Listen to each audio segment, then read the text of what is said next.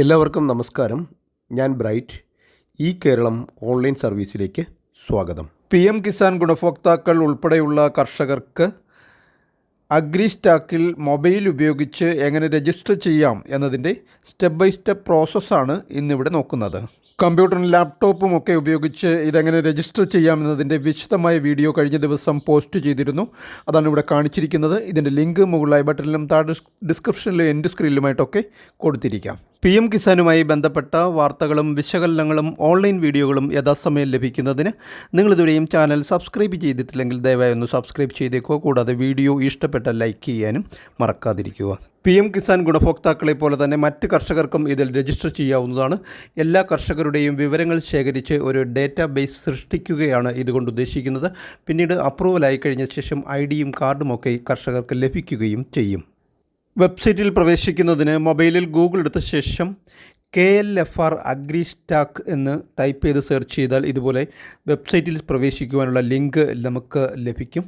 klfr.agristack.gov.in എന്നതാണ് website. Site address താഴെ ഡിസ്ക്രിപ്ഷനിൽ കൊടുത്തിരിക്കാം.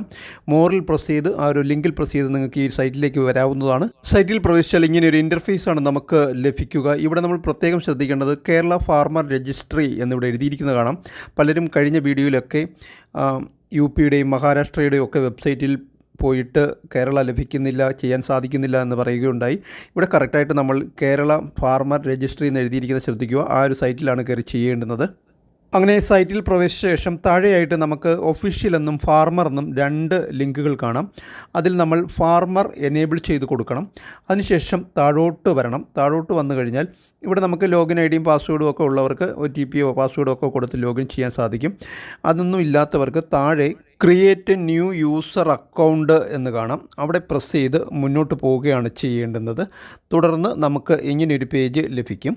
ഇവിടെ ഈ കർഷകൻ്റെ PM കിസാനിൽ രജിസ്റ്റർ ചെയ്തിരിക്കുന്ന KYC ഒക്കെ ചെയ്തിട്ടുള്ള ആ 12 ഡിജിറ്റുള്ള ആധാർ നമ്പർ ഇവിടെ ടൈപ്പ് ചെയ്ത് കൊടുക്കുകയാണ് ആദ്യം ചെയ്യേണ്ടുന്നത്. ഈ ആധാർ മൊബൈലുമായിട്ട് ലിങ്ക് ചെയ്തിരിക്കേണ്ടുന്നതുണ്ട്. എല്ലാവരും ചെയ്തിട്ടുള്ളതുമായിരിക്കും അത്.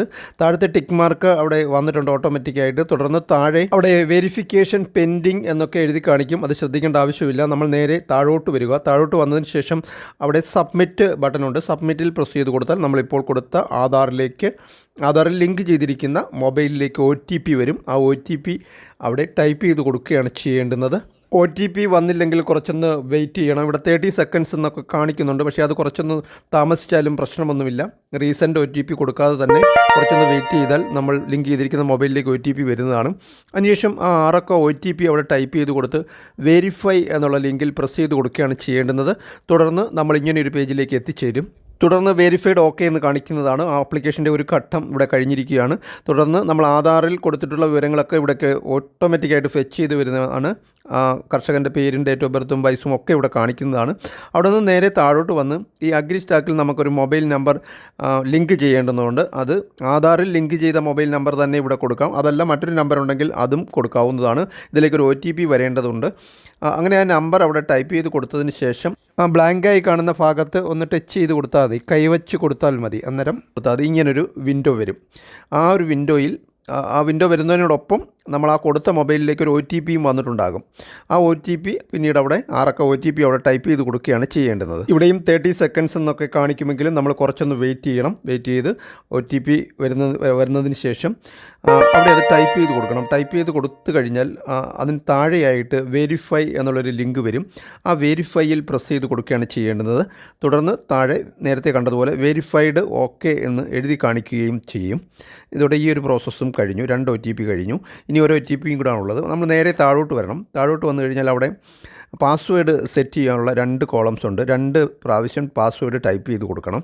ഉദാഹരണത്തിന് നിങ്ങളുടെ പേര് കൊടുത്തിട്ട് ആദ്യത്തെ അക്ഷരം ക്യാപിറ്റൽ ലെറ്റർ കൊടുക്കണം. ബാക്കിയെല്ലാം സ്മാൾ കൊടുത്തിട്ട് @2025 അതായത് ആൽഫ ന്യൂമറിക് ആയിരിക്കണം. ഇംഗ്ലീഷിലെ ചെറുതും വലുതും അക്ഷരങ്ങളും അക്കങ്ങളും ഒക്കെ അടങ്ങിയതായിരിക്കണം.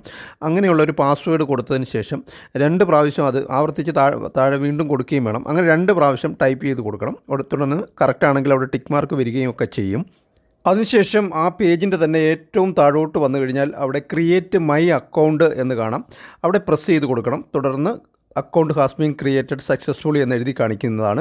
ഇവിടെ അഗ്രിസ്റ്റാക്കിൽ നമ്മളുടെ അക്കൗണ്ട് ക്രിയേറ്റ് ചെയ്ത് കഴിഞ്ഞു. തുടർന്ന് OK കൊടുത്തു കഴിഞ്ഞാൽ ഹോം പേജിലേക്ക് നമ്മൾ നേരത്തെ കണ്ട പേജിലേക്ക് വരുന്നതാണ്. ഇവിടെ നമ്മൾ ഫാർമർ എന്നുള്ളത് വീണ്ടും സെലക്ട് ചെയ്ത് കൊടുക്കണം. അതിനുശേഷം നമ്മളിപ്പോൾ ഇത് ക്രിയേറ്റ് ചെയ്യാൻ ഉപയോഗിച്ച മൊബൈൽ നമ്പരും ഇപ്പോൾ ക്രിയേറ്റ് ചെയ്ത പാസ്വേഡ് കൊടുക്കാം ഒന്നുകിൽ. അതല്ലെങ്കിൽ OTP എന്നുള്ളൊരു ലിങ്കുണ്ട്. ആ OTPയിലൊന്ന് ടച്ച് ചെയ്ത് കൊടുത്താൽ നമ്മൾ കൊടുത്ത മൊബൈലിലേക്ക് ഒരു OTP വരും. അതും വർക്കാവുന്നുണ്ട്, രണ്ടും വർക്കാവും. രണ്ടിലൊന്ന്, ഒന്നുകിൽ പാസ്വേഡ് കൊടുക്കാം അല്ലെങ്കിൽ OTP കൊടുക്കാം. അതിനുശേഷം താഴെ ക്യാപ്ച കോഡുകളാണ്. അവിടെ കുറേ അക്ഷരങ്ങളും അക്കങ്ങളും ഒക്കെ അടങ്ങിയതാണ് ഈ ക്യാപ്ച കോഡ് എന്ന് പറയുന്നത്. അതെന്താണോ അവിടെ വരുന്നത് അത് അതേപോലെ ടൈപ്പ് ചെയ്ത് കൊടുക്കണം. തൊട്ട് വലത് സൈഡിൽ ഒരു റൗണ്ട് ആരോ ഉണ്ട്, മനസ്സിലാവുന്നില്ലെങ്കിൽ അതിൽ പ്രസ് ചെയ്താൽ അത് മാറി വരികയും ഒക്കെ ചെയ്യും. അതിനുശേഷം താഴെ വന്ന് ലോഗിൻ കൊടുക്കുകയാണ് ചെയ്യേണ്ടുന്നത്. അങ്ങനെ താഴെയുള്ള ലോഗിനിൽ പ്രസ് ചെയ്ത് കൊടുത്താൽ നമ്മൾ നേരത്തെ കണ്ടതുപോലെ ഒരു പേജാണ് വരുന്നത്. ഇവിടെയെല്ലാം നേരത്തെ കൊടുത്തത് തന്നെ ഓട്ടോമാറ്റിക്കായിട്ട് ഇവിടേക്ക് ഫെച്ച് ചെയ്ത് വന്നിരിക്കുകയാണ്. ഇവിടെയൊന്നും നമ്മളൊന്നും ചെയ്യാനില്ല. താഴെയായിട്ട് നമ്മളിപ്പോൾ കൊടുത്ത മൊബൈൽ നമ്പരും കാണിക്കുന്നുണ്ട്. അതിനും താഴെയായിട്ട് നമുക്കവിടെ രജിസ്റ്റർ ആസ് ഫാർമർ എന്ന് കാണാം. അവിടെ പ്രസ് ചെയ്ത് കൊടുക്കുകയാണ് ചെയ്യേണ്ടത്. ഇനി ഫാർമറായിട്ട് നമുക്ക് അഗ്രിസ്റ്റാക്കിൽ രജിസ്റ്റർ ചെയ്യേണ്ടതുണ്ട്. അങ്ങനെ സ്ക്രോൾ ഡൗൺ ചെയ്ത് താഴെ വന്നതിന് ശേഷം രജിസ്റ്റർ ആസ് ഫാർമർ എന്ന ലിങ്കിൽ പ്രസ് ചെയ്ത് കൊടുക്കണം. തുടർന്ന് do you have wanted to change the mobile number എന്ന് ചോദിക്കുന്നുണ്ട്. നമ്മളിപ്പോൾ അഗ്രിസ്റ്റാക്കിൽ കൊടുത്ത മൊബൈൽ നമ്പർ ചേഞ്ച് ചെയ്യണമെന്നാണ് ചോദിക്കുന്നത്. അത് ചേഞ്ച് ചെയ്യേണ്ട ആവശ്യമില്ല, നമ്മളിപ്പോൾ കൊടുത്തതേ ഉള്ളൂ. നോ കൊടുക്കാവുന്നതാണ്. തുടർന്ന് വരുന്ന പേജിൽ ആദ്യം ഫാർമർ ID എന്നും റീസെറ്റ് എന്നൊക്കെ കാണിക്കുന്നുണ്ട്. അവിടെ ഒന്നും ചെയ്യേണ്ട ആവശ്യമില്ല. ഫാർമർ ID ഒക്കെ പിന്നീട് ആകത്തേ ഉള്ളൂ. അതിനും താഴോട്ട് വന്നു കഴിഞ്ഞാൽ നമ്മളിപ്പോൾ കൊടുത്ത് വെരിഫൈ ചെയ്ത മൊബൈൽ നമ്പർ അവിടെ കാണിക്കുന്നതും വെരിഫൈഡ് എന്ന് കാണിക്കുന്നതുമാണ്. അതിനും താഴോട്ട് വന്നു കഴിഞ്ഞാൽ അവിടെ ഇമെയിൽ ID കോളം ബ്ലാങ്ക് ആയിട്ട് കിടക്കുന്ന കാണാം. നോട്ട് പെൻഡിങ് എന്നും കാണിക്കുന്ന കാണാം. അവിടെ ഇമെയിൽ ID കൊടുക്കേണ്ട ആവശ്യമില്ല. കൊടുക്കുകയാണെങ്കിൽ നമ്മൾ നേരത്തെ ചെയ്തതുപോലെ മൊബൈൽ നമ്പർ വെരിഫൈ ചെയ്തതുപോലെ ഒരു പോപ്പ് വിൻഡോ വരികയും അതിലേക്ക് വരുന്ന OTP കൊടുത്ത് വെരിഫൈ ചെയ്യുകയാണ് ചെയ്യേണ്ടത്. പക്ഷേ അത് വർക്കാവുന്നില്ല. അത് ചെയ്തില്ലെങ്കിലും പ്രശ്നമില്ല, അത് കൊടുക്കേണ്ട കാര്യമില്ല. അവിടെ നിന്നും വീണ്ടും സ്ക്രോൾ ഡൗൺ ചെയ്താൽ താഴോട്ട് വന്നു കഴിഞ്ഞാൽ അവിടെ ഫാർമർ നെയിം കാണിക്കുന്നുണ്ട്. അതിന് തൊട്ട് താഴെയായിട്ട് ലോക്കൽ ലാംഗ്വേജിൽ ടൈപ്പ് ചെയ്ത് കൊടുക്കാനാണ് പറയുന്നത്. പക്ഷേ അത് ടൈപ്പ് ചെയ്ത് കൊടുക്കേണ്ട ആവശ്യമില്ല. മംഗ്ലീഷ് കീബോർഡൊക്കെ ഉപയോഗിച്ച് മലയാളത്തിൽ ടൈപ്പ് ചെയ്ത് കൊടുക്കാം. പക്ഷേ അത് ടൈപ്പ് ചെയ്ത് കൊടുത്താൽ അത് ശരിക്കും വർക്കാകത്തില്ല. അതുകൊണ്ട് അത് ബ്ലാങ്ക് ആയിട്ട് ഇട്ടാൽ മതി. കൊടുക്കണമെന്നുള്ളവർക്ക് സിസ്റ്റം ഉപയോഗിച്ച് ചെയ്യുന്ന വീഡിയോയിൽ ഇത് കാണിക്കുന്നുണ്ട്. ആവശ്യമുള്ളവർക്ക് കാണാവുന്നതാണ്. അതിൻ്റെ ആവശ്യമില്ല. അവിടെ നിന്നും വീണ്ടും താഴോട്ട് വന്നു കഴിഞ്ഞാൽ അവിടെ കാറ്റഗറി ഏതാണെന്ന് വെച്ചാൽ കൊടുക്കണം. ജനറൽ, OBC, SC, ST ഇതിലേതാണെന്ന് വെച്ചാൽ അനുയോജ്യമായി ഒന്ന് കൊടുക്കുക. തുടർന്ന് താഴോട്ട് പേരും വയസ്സും ജെൻഡറും ഒക്കെ കാണിക്കുന്നതാണ്. അവിടെയൊന്നും ഒന്നും ചെയ്യാനില്ല. വീണ്ടും താഴോട്ട് വന്നു കഴിഞ്ഞാൽ അവിടെ ഐഡൻറ്റിഫയർ നെയിം ഇൻ ഇംഗ്ലീഷ് അതിൻ്റെയും താഴെ അതിന് ലോക്കൽ ലാംഗ്വേജിൽ കൊടുക്കാനുണ്ട്. മലയാളത്തിൽ ടൈപ്പ് ചെയ്ത് കൊടുക്കാം. അവിടെ അത് കൊടുക്കേണ്ട കാര്യമില്ല. പലരും ചോദിച്ചിട്ടുണ്ട് ഐഡൻറ്റിഫയർ ആരാണെന്ന്. ഫാദർ, മദർ, ഗാർഡിയൻ, ഹസ്ബൻഡ് തുടങ്ങിയവരൊക്കെയാണ് ഐഡൻറ്റിഫയർ ആയിട്ട് വരുന്നത്. പക്ഷേ അവിടെ മലയാളത്തിൽ മുകളിൽ പറഞ്ഞതുപോലെയാണ് തന്നെയാണ്. ടൈപ്പ് ചെയ്ത് കൊടുക്കേണ്ട ആവശ്യമില്ല. ടൈപ്പ് ചെയ്ത് കൊടുക്കാൻ ബുദ്ധിമുട്ടുമാണ്. ബ്ലാങ്ക് ആയിട്ട് ഇട്ടിരുന്നാൽ മതി. തൊട്ട് താഴെ ഫാർമറുടെ ഫോട്ടോ കാണിക്കുന്നുണ്ട്. ആധാറിൽ നിന്ന് ഫെച്ച് ചെയ്ത് വന്നതാണ്. അത് അതേപോലെ അവിടെ കൊടുത്തിരുന്നാൽ മതി. തൊട്ട് താഴോട്ട് ഡീറ്റെയിൽസൊക്കെ കാണിക്കുന്നുണ്ട്. അവിടെ ഒന്നും ചെയ്യാനില്ല. വീണ്ടും താഴെ വന്നു കഴിഞ്ഞാൽ ഫാർമറുടെ അഡ്രസ്സാണ് അവിടെ കാണിക്കുന്നത്. അതിൻ്റെയും ലോക്കൽ ലാംഗ്വേജും മലയാളത്തിൽ തൊട്ട് താഴെ ടൈപ്പ് ചെയ്ത് കൊടുക്കാൻ പറയുന്നുണ്ട്. പക്ഷേ അത് ടൈപ്പ് ചെയ്ത് കൊടുത്താൽ ആപ്ലിക്കേഷൻ മുന്നോട്ട് പോകും. പക്ഷേ അത് ടൈപ്പ് ചെയ്ത് കൊടുക്കാതെയും ആപ്ലിക്കേഷൻ മുന്നോട്ട് പോകും. ആവശ്യമുള്ളവർക്ക് ഗൂഗിൾ ഇൻപുട്ട് ടൂൾസൊക്കെ എടുത്ത് സിസ്റ്റം ഉപയോഗിച്ച് ചെയ്യുന്ന വീഡിയോയിൽ കാണിക്കുന്നുണ്ട്. അവിടെ മലയാളത്തിൽ ടൈപ്പ് ചെയ്ത് കോപ്പി പേസ്റ്റ് ചെയ്ത് കൊടുക്കുക. അല്ലെങ്കിൽ മംഗ്ലീഷ് കീബോർഡ് ഉപയോഗിച്ച് ടൈപ്പ് ചെയ്ത് കോപ്പി പേസ്റ്റ് ചെയ്യാം. കഴിയുമെങ്കിൽ അഡ്രസ്സ് കൊടുത്തു പോകാൻ നോക്കുക. അതിനുശേഷം താഴോട്ട് കേരള, കൊല്ലം ജില്ല കാണിക്കുന്നുണ്ട്. താലൂക്ക് കാണിക്കുന്നുണ്ട്. സബ് ഡിസ്ട്രിക്ട് താലൂക്കാണ്. അതിനുശേഷം വില്ലേജും കാണിക്കുന്നുണ്ട്. ഇവ മൂന്നും പ്രധാനപ്പെട്ടതാണ്. പിൻകോഡും കാണിക്കുന്നുണ്ട്. അതിൻ്റെ താഴെയായിട്ട് ഇൻസേർട്ട് ലേറ്റസ്റ്റ് റെസിഡൻഷ്യൽ ഡീറ്റെയിൽസ് എന്നുണ്ട്. അതിനോട് നേർന്നൊരു ചെക്ക് ബോക്സും ഉണ്ട്. അവിടെ ടിക്ക് മാർക്ക് കൊടുത്താൽ ഇതിലെന്തെങ്കിലും വ്യത്യാസമുള്ളവർക്ക് മുകളിൽ വീണ്ടും അത് ഒന്നുകൂടി കൊടുക്കാനുള്ള അവസരം കിട്ടും. അങ്ങനെ അവർക്ക് കൊടുക്കാവുന്നതാണ്. ആ ചെക്ക് ബോക്സിൽ ടിക്ക് മാർക്ക് കൊടുത്തില്ലെങ്കിൽ അതേപോലെ താഴോട്ട് മുന്നോട്ട് പോവുകയും ചെയ്യാവുന്നതാണ്. തുടർന്ന് ലാൻഡ് ഓണർഷിപ്പ് ഡീറ്റെയിൽസാണ് കൊടുക്കേണ്ടത്. ഓണർ കൊടുക്കുക. അതിനുശേഷം ഒക്കുപ്പേഷൻ ഡീറ്റെയിൽസാണ് കൊടുക്കേണ്ടുന്നത്. 2 കാറ്റഗറിയുണ്ട്, അഗ്രികൾച്ചർ എന്നും ലാൻഡ് ഓണിങ് ഫാർമർ എന്നും. അഗ്രികൾച്ചർ എന്ന് പറഞ്ഞാൽ നമ്മൾ സെപ്പറേറ്റ് ആയിട്ട് അഗ്രികൾച്ചറിനുള്ള ഒരു കൃഷിയിടം ഉണ്ടെങ്കിൽ ആ സെപ്പറേറ്റ് ആയിട്ടുള്ള കൃഷിയിടത്തിനെയാണ് അഗ്രികൾച്ചർ എന്ന് മാത്രം പറയുന്നത്. ലാൻഡ് ഓണിങ് ഫാർമർ എന്ന് പറഞ്ഞാൽ നമ്മൾ വീടിനോട് ചേർന്ന് കൃഷിയിടം കൂടി ഉള്ളതിനെയാണ് ലാൻഡ് ഓണിങ് ഫാർമർ എന്ന് പറയുന്നത്. 2-1 കൊടുക്കാം. അതല്ലെങ്കിൽ 2ഉം കൊടുത്തും പോകാം. ഞാനിവിടെ 2ഉം കൊടുത്താണ് ചെയ്തിട്ടുള്ളത്. ഇതിലേതാണോ വേണ്ടത് അതിന് നേർക്കുള്ള ആ ചതുരത്തിലൊന്ന് ടച്ച് ചെയ്ത് കൊടുത്താൽ അത് ടിക്ക് മാർക്ക് വരും. അതിന് താഴെ ലാൻഡ് ഡീറ്റെയിൽസ്, ഓൺഡ് ലാൻഡ് എന്ന് കാണാം. ഇതിൽ 2 കാറ്റഗറി ഉണ്ട്. ഫെച്ച് ലാൻഡ് ഡീറ്റെയിൽസും വെരിഫൈ ലാൻഡ് ഡീറ്റെയിൽസും. ആദ്യം നമ്മൾ ഫെച്ച് ചെയ്യണം ലാൻഡ് ഡീറ്റെയിൽസ്. അതിനുശേഷമാണ് വെരിഫൈ ചെയ്ത് കൊടുക്കുന്നത്. ആദ്യം ഫെച്ച് ലാൻഡ് ഡീറ്റെയിൽസിൽ ടച്ച് ചെയ്ത് കൊടുക്കണം നമ്മൾ. തുടർന്ന് ലാൻഡ് ഡീറ്റെയിൽസ് കൊടുക്കാനുള്ള കോളം പേജ് വരും. ഇവിടെ നമുക്ക് കേരളം ആദ്യം തന്നെ വന്നിട്ടുണ്ട്. ഇത് പലരും പറയുന്നുണ്ട് മഹാരാഷ്ട്രയൊക്കെ വരുന്നുണ്ടെന്ന്. അത് കറക്റ്റായിട്ടുള്ള വെബ്സൈറ്റിൽ കയറി ചെയ്യാത്തതുകൊണ്ടാണ് അങ്ങനെ വരുന്നത്. കേരള വന്നിട്ടുണ്ട്. അതിനുശേഷം നമ്മൾ ജില്ല കൊടുക്കുക. ജില്ലയ്ക്ക് ശേഷം താലൂക്ക് അല്ലെങ്കിൽ സബ് ഡിസ്ട്രിക്റ്റ് കൊടുക്കുക. അതിനുശേഷം വില്ലേജും കൊടുക്കുക. ഇത് മൂന്നും കറക്റ്റായിട്ട് കൊടുക്കണം. ആ വില്ലേജിലുള്ള കർഷകൻ്റെ കൃഷിഭൂമിയാണ് ഇവിടെ കൊടുക്കേണ്ടത്. അതുകൊണ്ട് വില്ലേജ് കറക്റ്റായിട്ട് കൊടുക്കുവാൻ ശ്രദ്ധിക്കുക. നിങ്ങളുടെ PM കിസാനിൽ രജിസ്റ്റർ ചെയ്തിരിക്കുന്ന വെരിഫൈ ചെയ്തിരിക്കുന്ന ലാൻഡ് വെരിഫിക്കേഷനൊക്കെ ഉണ്ടായിരുന്നല്ലോ, ആ ലാൻഡ് ഏത് ജില്ലയിലും താലൂക്കിലും വില്ലേജിലുമാണോ അവിടെയാണ് ഇവിടെ കറക്റ്റായിട്ട് തിരഞ്ഞെടുത്ത് കൊടുക്കേണ്ടത്. ഇവിടെ ടൈപ്പ് ചെയ്ത് കൊടുത്താൽ ഓട്ടോമാറ്റിക്കായിട്ട് അത് അവിടെ വരുന്നതും നമുക്ക് കാണാം. സെലക്ട് ചെയ്ത് കൊടുത്താൽ മതി. പിന്നീട് തുടർന്ന് താഴെയായിട്ട് 2 കോളം കാണാം. ഈ 2 കോളംസിലാണ് നമുക്ക് സർവേ നമ്പറും സബ് നമ്പറും മറ്റ് ഡീറ്റെയിൽസും കൊടുക്കേണ്ടുന്നത്. ആദ്യത്തെ കോളത്തിൽ നമ്മൾ ചെയ്യേണ്ടുന്നത് ബ്ലോക്ക് നമ്പർ കൊടുക്കുകയാണ്. ലേറ്റസ്റ്റ് ലാൻഡ് ടാക്സ് അടച്ച റെസിപ്റ്റിൽ അതുണ്ട്. ബ്ലോക്ക് നമ്പറിൻ്റെ ഇടത് സൈഡിൽ 0 കൊടുക്കണം. അപ്പം ബ്ലോക്ക് നമ്പർ 1 ആണെങ്കിൽ ഇടത് സൈഡിൽ 2 0 കൊടുക്കണം. ഇവിടെ എനിക്ക് 1 0 കൊടുത്താൽ മതി. അതിനുശേഷം ബ്ലോക്ക് നമ്പർ കൊടുത്തു. അതിനുശേഷം തൊട്ട് വലത് സൈഡിൽ നമ്മൾ കൊടുക്കേണ്ടുന്നത് പൈപ്പ് സിമ്പലാണ്. വെർട്ടിക്കൽ ബാർ സിമ്പൽ എന്നൊക്കെ അറിയപ്പെടും. ഇത് നമ്മൾ സിസ്റ്റത്തിൽ ചെയ്യുന്നത് കറക്റ്റായിട്ട് കാണിച്ചിരുന്നു. ഇവിടെ മൊബൈലിൽ ചെയ്യുമ്പോൾ നമ്മൾ ചെയ്യേണ്ടത്, ആദ്യം നമ്മൾ കീബോർഡ് എടുക്കുമ്പോൾ നമുക്ക് ഫസ്റ്റിൽ വരുന്ന ക്വസ്റ്റ്യൻ മാർക്ക് 1 2 എന്ന് ഇടത് സൈഡിൽ താഴെയായിട്ട് കാണാം. അതിലൊന്ന് പ്രസ് ചെയ്ത് കഴിഞ്ഞാൽ വീണ്ടും ABC എന്നുള്ള ക്യാപിറ്റൽ ലെറ്റർ വരും. മനസ്സിലായല്ലോ? ആദ്യം വരുന്നത് ക്വസ്റ്റ്യൻ മാർക്ക് 1 2 എന്നുള്ളതാണ് ആദ്യം വരുന്നത്. അതിലൊന്ന് പ്രസ് ചെയ്ത് കഴിഞ്ഞാൽ ABC എന്ന ക്യാപിറ്റൽ ലെറ്ററിൽ വരും. ഇപ്പം തന്നെ നിങ്ങൾ മൊബൈലിൽ നോക്കുക. അങ്ങനെ ABC ക്യാപിറ്റൽ ലെറ്റർ വന്നു കഴിഞ്ഞാൽ അതിന് തൊട്ട് മുകളിലായിട്ട് / ഗണത്തിൻ്റെ സിമ്പൽ, അതിൻ്റെ ഇംഗ്ലീഷ് എന്തോന്ന് അറിയത്തില്ല, ഗണത്തിൻ്റെ സിമ്പൽ, അങ്ങനെ ഒരു സാധനം കാണുന്നുണ്ടോ? അതിലൊന്നുകൂടി പ്രസ് ചെയ്ത് കൊടുത്താൽ നമ്മളെ ഈ വെർട്ടിക്കൽ ബാർ സിമ്പൽ എന്ന പൈപ്പ് സിമ്പൽ അവിടെ ലഭിക്കും. അതങ്ങ് സെലക്ട് ചെയ്ത് കൊടുത്താൽ മതി. ഇപ്പോൾ ബ്ലോക്ക് നമ്പറിൻ്റെ വലത് സൈഡിൽ pipe symbol, vertical bar symbol വന്നിരിക്കുന്നത് നിങ്ങൾക്ക് കാണാം. അതിനുശേഷം സർവേ നമ്പർ നിങ്ങളുടെ ലാൻഡ് ടാക്സ് റെസിപ്റ്റിലുണ്ടാകും. സർവേ നമ്പർ ടൈപ്പ് ചെയ്ത് കൊടുത്തിട്ട് താഴെ വന്ന് സബ്മിറ്റ് കൊടുത്താലും നമുക്ക് ഡീറ്റെയിൽസ് കിട്ടും. പക്ഷേ ആ ഏരിയയിലുള്ള മുഴുവൻ ഭൂവുടമകളുടെയും ഡീറ്റെയിൽസ് കാണിക്കും. അതിലും നല്ലത് അതിന് തൊട്ട് താഴെ സബ് നമ്പർ കൊടുക്കാനുള്ള കോളമുണ്ട്, സബ് ഡിവിഷൻ നമ്പർ. ആ സബ് ഡിവിഷൻ നമ്പറിൽ നിങ്ങളുടെ സബ് നമ്പർ എത്ര ആണെന്ന് വെച്ചാൽ അതിന് തൊട്ട് താഴത്തെ കോളത്തിൽ കൊടുക്കുക. ഉദാഹരണത്തിന് 100 ആണെങ്കിൽ 100 കൊടുക്കുക. 100 കൂടെ 100ൽ 2 ആണെങ്കിൽ 100-2 എന്ന് കൊടുക്കുക. ഇവയെല്ലാം ശരിയായി കൊടുത്തതിന് ശേഷം താഴെ വന്ന് സബ്മിറ്റ് കൊടുക്കാവുന്നതാണ്.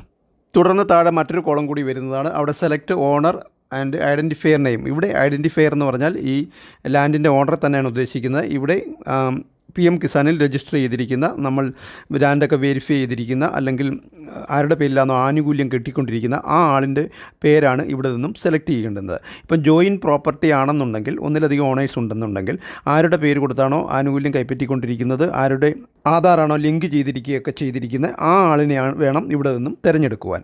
അങ്ങനെ ആ കർഷകനെ തിരഞ്ഞെടുത്തതിന് ശേഷം താഴോട്ട് വന്നു കഴിഞ്ഞാൽ അതിൻ്റെ ഡീറ്റെയിൽസൊക്കെ അവിടെ കാണിക്കുന്നതാണ്. സ്ലൈഡ് ചെയ്ത് നമുക്ക് വലത്തോട്ടും ഇടത്തോട്ടും ഒക്കെ തിരിച്ച് നോക്കിയൊക്കെ ഗിയർ ചെയ്ത് നോക്കിയൊക്കെ ചെയ്യാവുന്നതാണ്. ഇവിടെ ശ്രദ്ധിക്കേണ്ട കാര്യം, ഇവിടെ ഈ കർഷകന് ഈ വില്ലേജിൽ എവിടെയൊക്കെ പ്രോപ്പർട്ടി ഉണ്ടോ അതിൻ്റെയൊക്കെ സർവേ നമ്പറും ഡീറ്റെയിൽസും ഇവിടെ വന്നിട്ടുണ്ടാകും.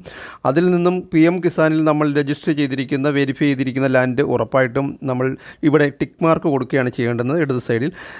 ഇവിടെ ഒരൊറ്റ ഭൂമി മാത്രമേ ഉള്ളൂ. അതുകൂടാതെ ഇതിനോടൊപ്പം എത്ര ഭൂമി ഇവിടെ വന്നിട്ടുണ്ടോ അതെല്ലാം ടിക്ക് മാർക്ക് കൊടുത്ത് പോവുക തന്നെ വേണം.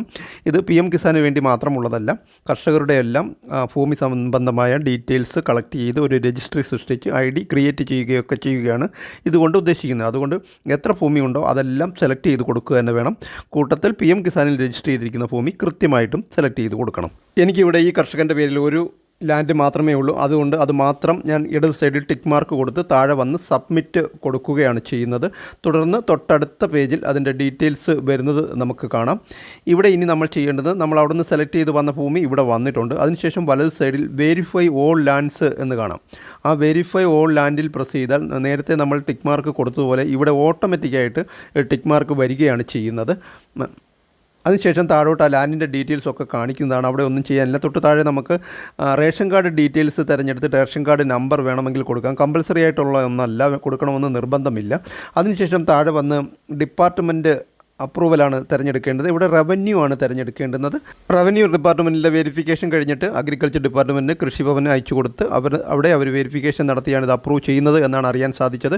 ഇനി നമ്മൾ ചെയ്യേണ്ടത് റവന്യൂ തിരഞ്ഞെടുത്തതിന് ശേഷം തൊട്ട് താഴെ ചെക്ക് ബോക്സ് ഉണ്ട്. ആ ചെക്ക് ബോക്സിൽ ടിക്ക് മാർക്ക് കൊടുത്തതിന് ശേഷം താഴെ വന്ന് സേവ് എന്നുള്ള ബട്ടൺ തെളിഞ്ഞു വരും. അവിടെ സേവ് കൊടുക്കുകയാണ് ചെയ്യേണ്ടുന്നത്. തുടർന്ന് വരുന്ന പോപ്പപ്പിൻ്റെയിൽ പ്രൊസീഡ് ടു ഇ സൈൻ എന്നുള്ള ലിങ്കിൽ പ്രസ് ചെയ്ത് മുന്നോട്ട് പോകണം. ഇനി നമുക്ക് ഇ സൈൻ ആണ് ചെയ്യാനുള്ളത്.